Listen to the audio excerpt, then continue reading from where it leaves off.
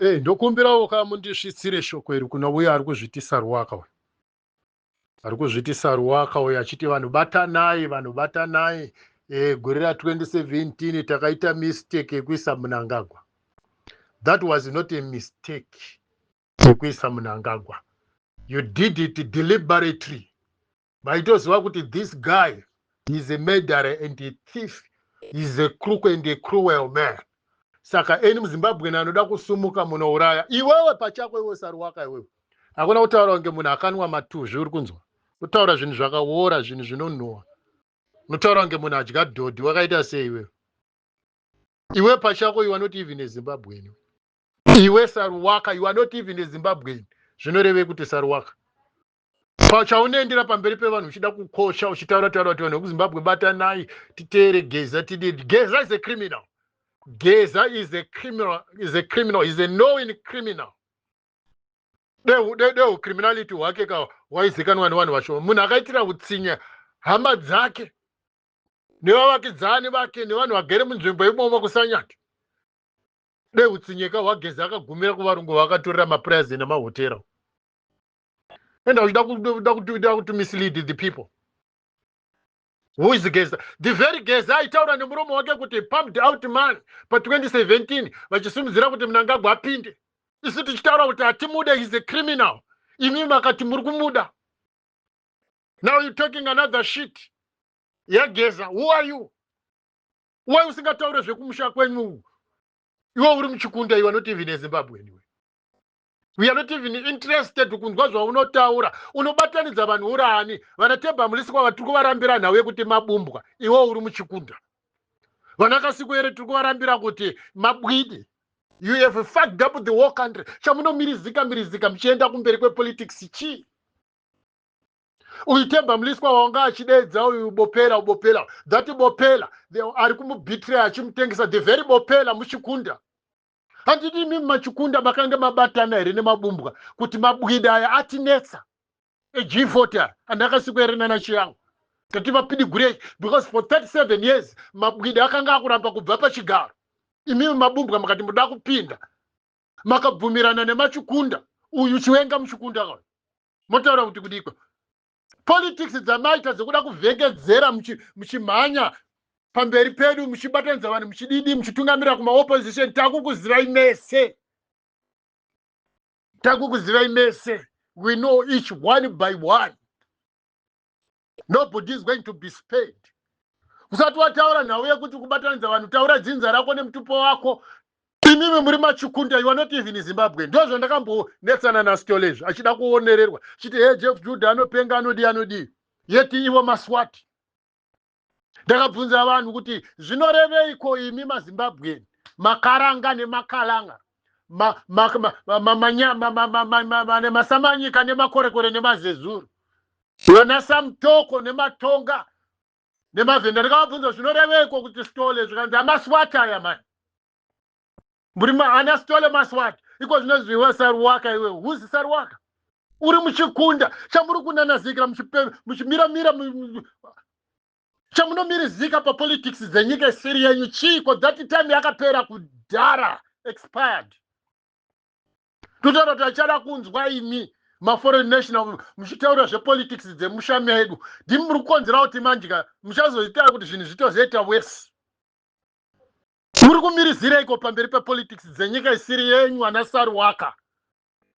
Anditi uri muchikunda here kufanana nouyu chiwenga. Amusi maZimbabwean mani imi makaitwa sei hamuna nyadzi munovhengedzera muchiganira kumhanyira pane politics dzisiri dzenyu makaitwa sei. You are fucking chikunda iwewe. Takati hatichadi politics dzemachawa mabwidi nemabumbwa takati no nemachikunda. Sirai Zimbabwe for Zimbabweans. Mune kumusha kwe ndokumbirawo kamundisvitsire shoko iri kuna uya ari kuzvitisa ruwaka uyu. Ari kuzvitisa ruwaka uyu achiti vanhu batanai. Gore ra 2017 takaita mistake yekuisa Mnangagwa. That was not a mistake yekuisa Mnangagwa. You did it deliberately. Maitoziva kuti this guy is a murderer and a thief. He's a crook and a cruel man. Saka eni muZimbabwe anoda kusumuka munouraya. Iwewe pachako iwe saruwaka iwewe. hakuna kutaura kunge munhu akanwa matuzvi uri kunzwa. Kutaura zvinhu zvakaora, zvinhu zvinonhuhwa. Unotaura kunge munhu adya dhodhi, wakaita sei iwe? Iwe pachako you are not even a Zimbabwean. Iwe Saruwaka, you are not even a Zimbabwean. Zvinoreve kuti Saruwaka. Pachaunoendera pamberi pevanhu uchida kukosha uchitaura taura kuti vanhu vekuZimbabwe batanai titere Geza tidii. Geza is a criminal.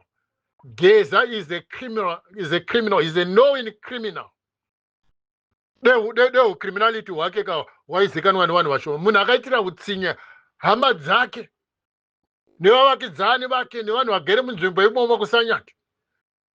Deu utsinyeka hwaGeza akagumira kuvarungu vakatorera mapurazi nemahotera. And I would to mislead the people.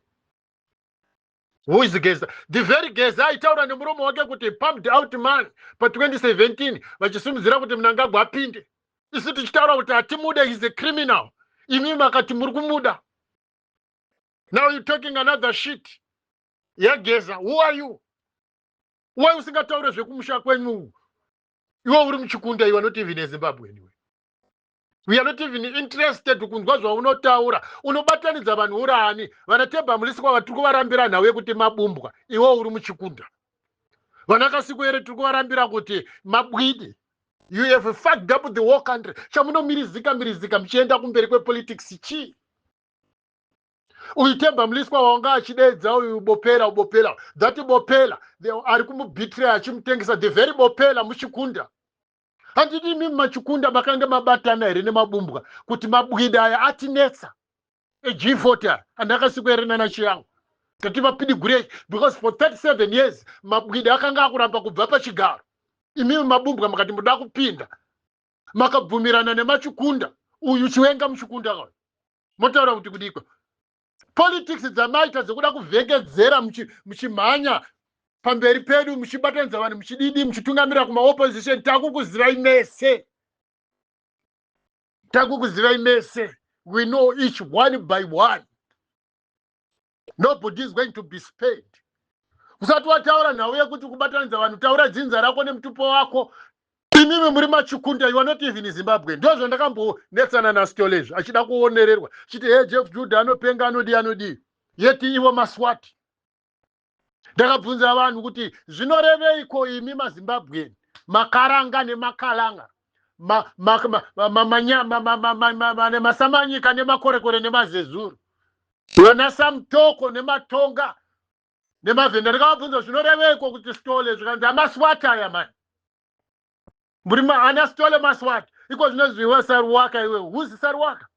Uri muchikunda chamuri kunanazikira muchimiramira chamunomirizika pa politics dzenyika isiri yenyu chiko that time yakapera kudhara expired. Tutaura kuti achada kunzwa imi maforeign national muchitaura zvepolitics dzemusha medu ndimi muri kukonzera kuti manjika muchazoita kuti zvinhu zvitozoita worse. Muri kumiriziraiko pamberi pepolitics dzenyika isiri yenyu ana Saruwaka? Anditi uri muchikunda here kufanana nouyu chiwenga uyu? Hamusi maZimbabwean mani imi makaitwa sei? Hamuna nyadzi. Munovhengedzera muchiganira kumhanyira pane politics dzisiri dzenyu. Makaitwa sei? You are fucking chikunda iwewe.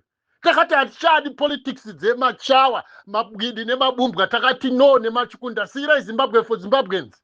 Mune kumusha kwenyu mani imi.